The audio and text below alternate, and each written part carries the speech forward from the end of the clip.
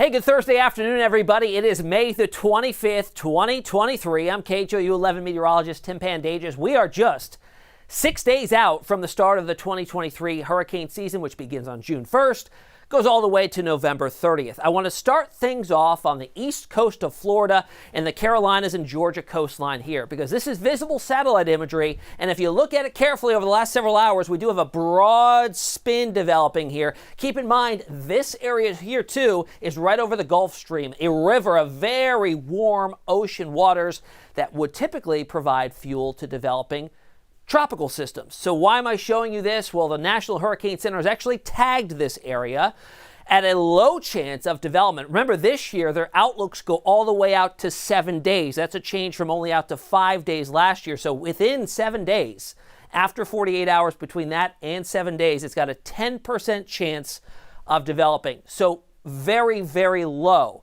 If it was to somehow get going and get the name Arlene, which is the first name on our list, it would join the last 7 of 8 hurricane seasons that have had preseason development. That's prior to June 1st. The only year in the last 8 that hasn't is last year. Every other year since, we've had couple storms. In fact, 2020 there were 2. In 2016 there were 2 storms that came before the official start of the season.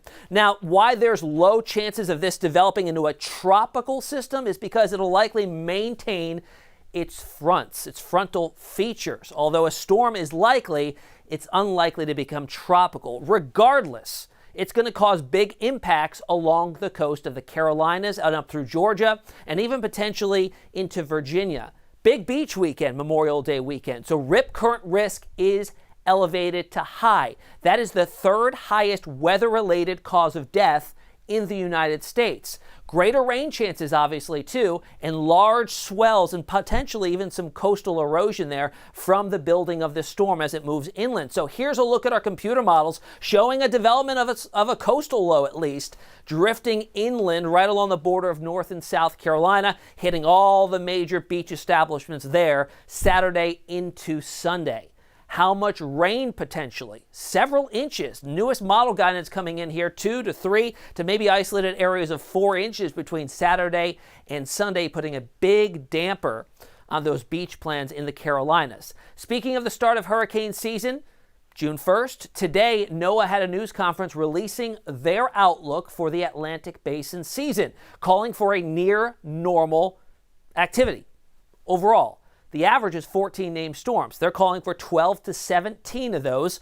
Hurricanes 5 to 9, and of those 1 to 4 becoming a Category 3 major hurricane or greater. Now, a big player in this outlook, although it is not the entire player on this, is the sea surface temperatures in an area of the ocean, in the Pacific Ocean, off the coast of South America.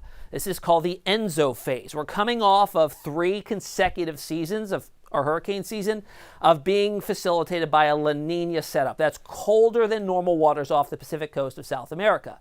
We're transitioning, and in fact, in many cases, probably already in an El Nino state, which is a warmer than average setup in an area called the Nino 3.4 region. That's well off the coast of South America, and why that comes into play is because this tends to increase the wind shear that's over the Atlantic Basin, and wind shear is detrimental to tropical development, tends to tear them apart.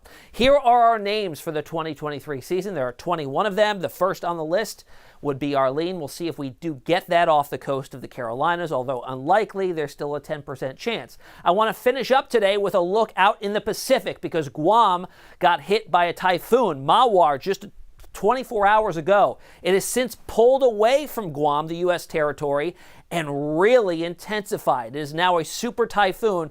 Look at this. Sustained winds of 175 miles per hour. Extremely strong. Now, it's called a typhoon, and you may be wondering what's the difference between a typhoon and a hurricane. Really nothing. It's just all about the geography and which basin it develops in. We call storms hurricanes in the Atlantic, East, and Central Pacific. However, in the Western Pacific, where Mawar is, that is called a typhoon. All right, that's all she wrote on this hurricane update. I hope you have a great Memorial Day weekend and enjoy the long weekend. And of course, remember our fallen heroes, as Memorial Day is just for that. So keep that in mind. We'll see you again back here on YouTube for tropical updates as we hit the season next week.